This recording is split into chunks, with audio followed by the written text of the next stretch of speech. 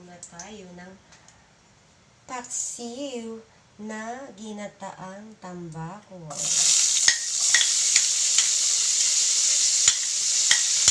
Lalagyan na natin mga bawang, sibuyas, luya. Hintayin natin mag-golden brown. So yan, brown na siya. Lalagyan na natin yung konting kamatis. Durugin lang natin. Ngayon lang natin ulit maging brown ulit. So yan, okay na. Ilalagay na natin yung matampak.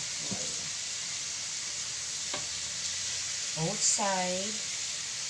Like this.